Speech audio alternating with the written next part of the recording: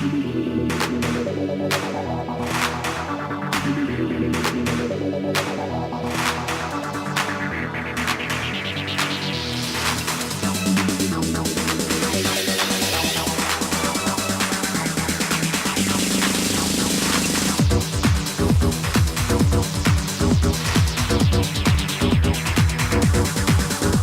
and welcome to LSTV's weekly news programme, The Essential. I'm Dave Tipping. And I'm Jessica Todd.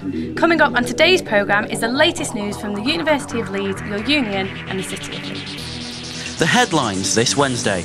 Plans to remove courses from the School of Healthcare have been opposed by the NHS. Leeds City Council has filed a complaint with the Advertising Standards Authority after last year's so-called pro-rape Tequila controversy. And the LUU Student Exec leadership race is well underway with voting opening on Monday. First, plans to close the School of Healthcare are being revised after an opposition stated by the NHS. The latest development following the university's suggestion to shut down several courses in the faculty. Dave Tipping has more. Towards the end of 2012, a review on the School of Healthcare suggested the possible closure of the large majority of its degree programmes. Now, 15 months on, and an updated version of the review has been released, as subsidiaries of the NHS have announced a clear stance that the university should continue to teach several of the courses. An email sent to all students affected from the Dean of the Faculty of Medicine and Healthcare stated the following. Several key NHS organisations want to work together to provide some tangible support. Importantly, it would mean that diagnostic radiography, cardiac physiology and audiology would remain in the University of Leeds. The position regarding the other disciplines currently in the School of Healthcare remains the same. Options are being explored with other providers of higher education for social work, counselling and psychotherapy and pharmacy. A campaign to save the School of Healthcare has been ongoing ever since the review was announced last December. One of the people at the spearhead of the campaign is adult nursing graduate and current Leeds University Union welfare officer Charlotte Warner. I think it's a development. It's not exactly set in stone yet, so there's still decisions to be made whether it's going through or not. So, it's a good development and a step in the right direction. But we've obviously got these other courses as well who potentially are not going to be taught here, so we still need to do a lot for them as well. And of course, the student experience when these courses move over to medicine, that we need to make sure the student experience is as good as it possibly can be. So long as these courses have been taught here, I think that's the main thing. And if they work better in different faculties and things like that, then that's still good, so long as the student experience is the best and they get taught the best that they can possibly be. So, a mutual agreement may be reached in the coming months, with the School of Medicine undertaking some courses whilst further options are being considered for others. We'll have more news as it breaks and as the situation develops here on The Essential. But it seems like the School of Healthcare has been given another lifeline. Leeds City Council has complained about Club Night Tequila to the Advertising Standards Authority over apparent irresponsible advertising. The ASA upheld 6 of the council's 7 complaints concerning online advertising containing sexually suggestive language and being viewable by under 18s, amongst others. Tequila UK opposed most of the council's concerns. Andy Seddon has the latest update. It's the campaign that was arguably responsible for the closure of not just a club night, but of an entire club venue. Social media, coverage in the student and national press, and general campaigning around the union culminated in this in October 2013. Protesters said Tequila was promoting rape and objectifying women in its marketing. Tequila recognised some of its videos were inappropriate, but said they were not designed to cause offence. The demonstration outside Mez itself, the club that then hosted Tequila's controversial weekly night, was something of a final straw before authorities stepped in. Following the protest, Leeds City Council's sub-licensing committee suspended Mez's licence for 3 months in order for a sale and new management team to go through. It also banned all Tequila UK events from taking place at the premises in the future. Tequila's response? To try moving to Halo. It was a yes, provisionally, but then in-stepped licensing authorities again, reportedly threatening Halo with a full licensing review if the event went ahead. A recent councillor question time hosted by Leeds University Union revealed all about what happened. And then Halo rang West Yorkshire Police's district licensing sergeant to say, we've been approached by Tequila. The district licensing sergeant said, I wouldn't touch them with a barge pole if I were you, because councillors are watching you. And that was great. That's pretty much exactly what we wanted to happen, because that's a real shot across the bows of any promoter and venue who's got a night that is indulging in anything along those lines, or anything equally as nasty and sleazy. And the latest development this month, despite Tequila seemingly not having a permanent home in Leeds, council officials were so concerned about its marketing that they reported it to the Advertising Standards Agency.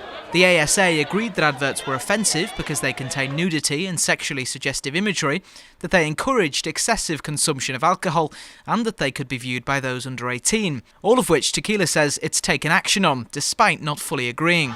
Despite protesters claiming quite the opposite, one point that Tequila UK and the advertising regulator agreed on was that ads were not sexist and didn't specifically promote misogyny or the objectification of women. Nevertheless, the regulator concluded that the ads must not appear in their current form again, recognising the amendments made by the club night. For the moment, all is quiet from Tequila UK, both out on the streets, on Leeds club scene and on social media.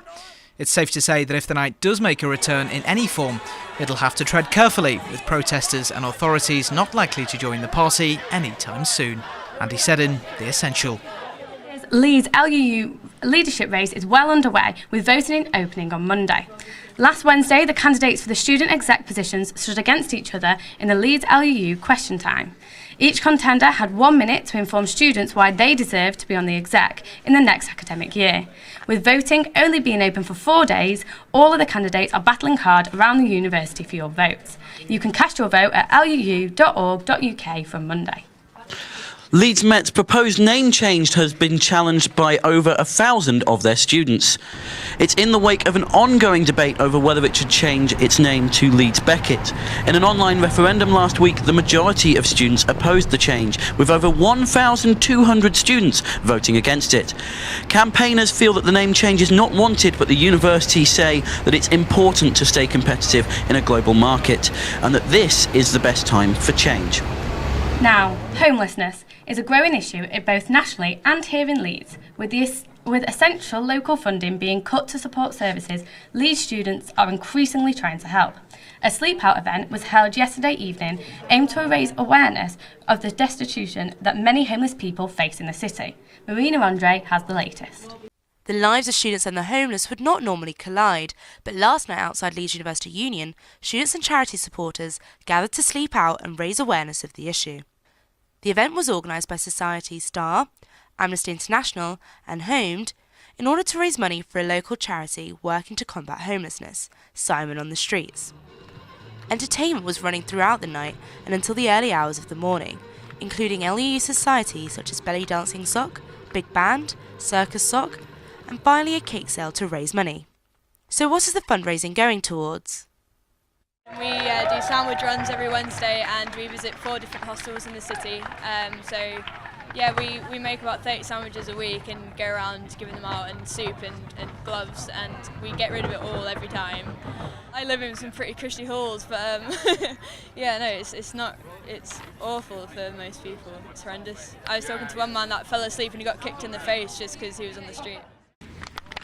But the students are not just raising awareness of the homeless, they are also calling for greater consciousness of asylum seekers here in Leeds who have little or no financial support. Government budget cuts are severely impacting the funding of local charities, such as those providing advice to refugees.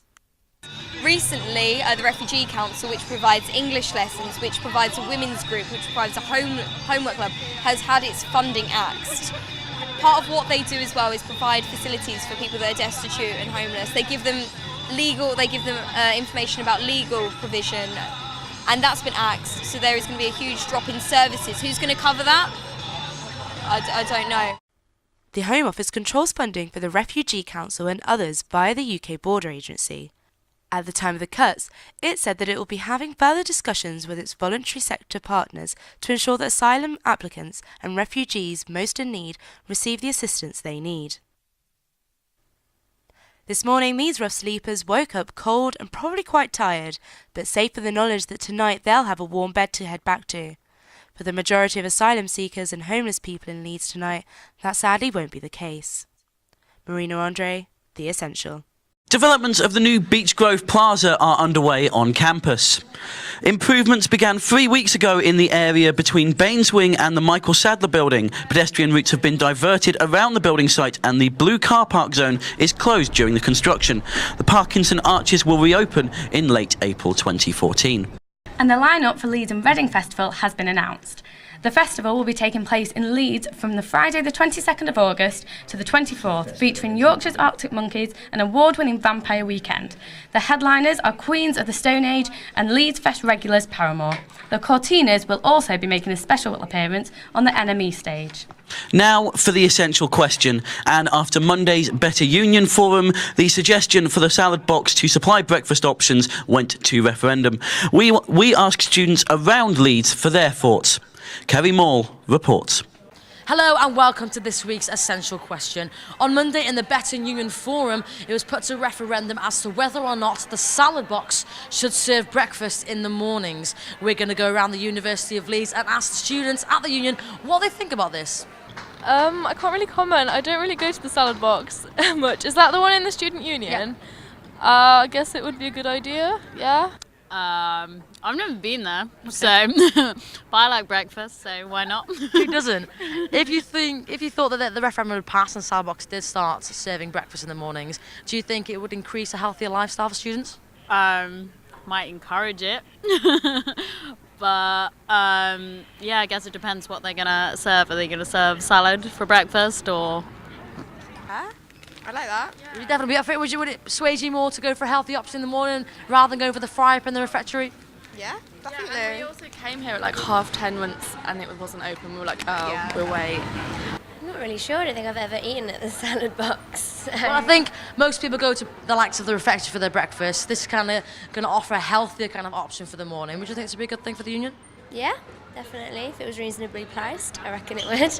I think that's a brilliant idea. I think it's a good idea. I'd definitely get out of bed for that. Yeah. Obviously, you guys are from Met. We'll keep it on the low. Don't worry about it. Do you think that this will be better in other universities as well? Considering we're from Met, I'd definitely get up for that. Considering we're dancers as well, this would be a great idea for us. I don't know how it would work for other students. Better than McDonald's, I guess. Healthier. Always. Always. Well, there we have it. The majority of students think it is a good idea to have the salad box serving breakfast in the mornings, but we'll have to wait and find out if the referendum is going to pass. And finally, with signs of the weather warming up and spring just around the corner, what does this week's weather forecast have in store for us? Carl Taylor has the latest update for you. Welcome to this week's weather. After a long winter, we had a fantastic summery weekend, and now it's looking quite good. We're finally getting into spring. Today, highs of 10 degrees and lows of 3 degrees. A little bit of cloud out, but not too bad. Tomorrow, though, you'll be happy to know the sun is out. It's highs of 14 degrees, lows of 4 degrees, so you can spend all day in the beer garden or down in Hyde Park. And Friday's much of the same. Highs of 13 degrees, lows of 6 degrees. Clouds out a little bit more, not quite as nice as Thursday, but pretty good still. And the weekend dips a little bit down. We've got highs of 10 degrees and lows of 7 degrees, but it's really starting to feel that whiff of spring in the air. Back to you in the studio. That's about it for this week's Essential. Remember, if you've got a news story for us or just want to watch back previous episodes, including our Nesta entry for this year, head over to www.lstv.co.uk/news. And you can always tweet us at LSTV Essential. But for now, remember, if it's going on, in, or around your union, it's essential.